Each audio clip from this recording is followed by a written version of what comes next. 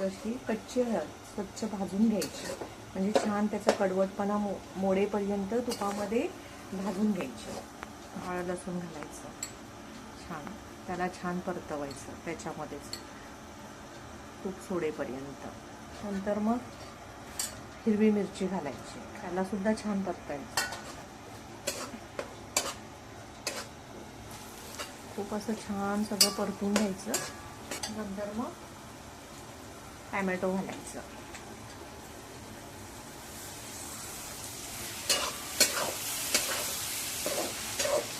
मग फ्लावर आणि green peas घालायचे.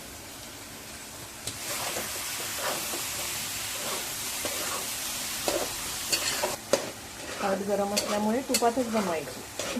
मीठ घालायचं, धने पावडर घालायची, मिरची पावडर घालायची. हळद घालायची नाही, कारण का ती हळदीचीच भाजी बनवतो ना आपण, त्याच्यामुळे हळद घालायची नाही.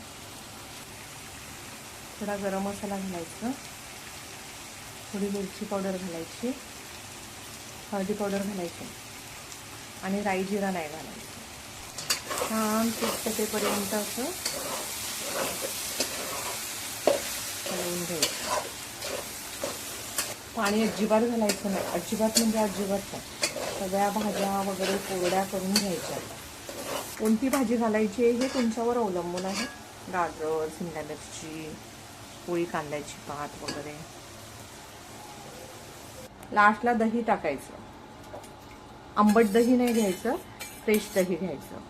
आणि स्लो गॅसवर, जेणेकरून दही फाटायला नको म्हणून स्लो गॅसवर त्याला छान परतायचं. मग लास्टला कोथिंबीर टाकायची, छान त्याच्यामध्ये शिजवून द्यायचं. आता झाकण ठेवून शिजायला द्यायचं. असं तूप सुटले पाहिजे, हे असं छान तूप सुटले पाहिजे. आणि मग आता लास्ट कोथिंबीर टाकायची. मग नंतर थोडीशी एक वाफ द्यायची. ग्रीन पीस, फ्लावर वगैरे छान शिजून निघतात त्याच्यामध्ये, छान शिजून. असं तूप सुटले पाहिजे मस्त.